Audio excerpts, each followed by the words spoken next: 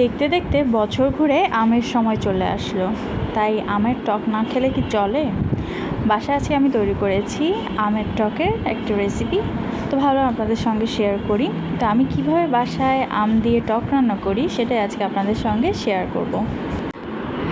আমের টক রান্না করার জন্য আমি এখানে নিয়েছি প্রায় 2টা বড় সাইজের আমটাকে আমি এরকম লম্বা লম্বা করে পিস করে কেটে নিয়েছি। এরপর সামান্য পানি দিয়ে আমি আমটাকে একটু সেদ্ধ করে নেব। আর আমটা সেদ্ধ করে নেওয়ার আগে আমি এখানে অ্যাড করে দিয়েছি সামান্য পরিমাণে লবণ আর একদম 1 চিমটি পরিমাণে একটু হলুদের গুঁড়া। হলুদটা দেওয়ার কারণ হচ্ছে আমের মধ্যে একটা সুন্দর একটা কালার আনার জন্য।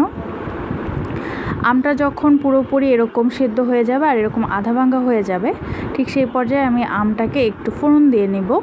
ফোড়নের জন্য আমি এখানে নিয়েছি অল্প একটু পরিমাণে একটু সরিষার তেল আর দিয়ে দিচ্ছি আস্ত সরিষা।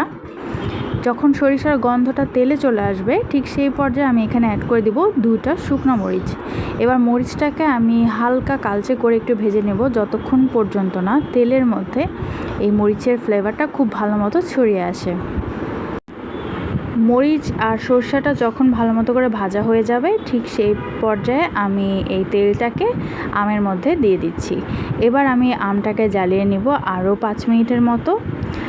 এই পর্যায়ে আমি সামান্য পরিমাণ একটু চিনি দিয়ে দিচ্ছি। যেহেতু আমি টক এতটা বেশি খাই না, আমি একটু মিষ্টি টক খেতে পছন্দ করি, তাই আমি এই পর্যায়ে সামান্য পরিমাণে একটু চিনি অ্যাড করে দিলাম। আপনারা যদি চিনিটা খেতে না চান, সেই পর্যায়ে আপনারা চিনিটা স্কিপ করে যেতে পারেন। যেহেতু আমি চিনি দিয়েছি, এবার আমি চুলার আঁচটা একদম মিডিয়ামে রেখে দেব আর বারবার একটু নেড়ে চেড়ে নিব। এতে করে আমটার নিচে লেগে যাবে না, আর চিনিটা যতক্ষণ পর্যন্ত না গলে যাবে ততক্ষণ পর্যন্ত আমি একটু এভাবে নেড়ে চেড়ে নেব। চিনিটা যখন অলমোস্ট গলে যাবে আর একটু পানি ছেড়ে দেবে, যেহেতু চিনিটা গলে গেছে, তাই আমি এই পর্যায়ে আমার চুলার আঁচটা একদম হাই ফ্লেমে রেখে কয়েক মিনিট একটু এই আমের টকটাকে একটু ফুটিয়ে নিচ্ছি। চেষ্টা করবেন অবশ্যই একটু পানি পানি অবস্থায় আমের টকটাকে নামিয়ে ফেলার, কারণ এটা যখন ঠান্ডা হয়ে যাবে তখন অনেকটাই ঘন হয়ে যাবে। এই ছিল আমার আজকের রেসিপি আমের টক মিষ্টি। আপনাদের যদি রেসিপিটা ভালো লাগে অবশ্যই বাসায় ট্রাই করবেন এবং আমাকে কমেন্টে জানাবেন আপনাদের খেতে কেমন লাগলো। পরবর্তী নতুন রেসিপি নিয়ে আবারও দেখা হবে।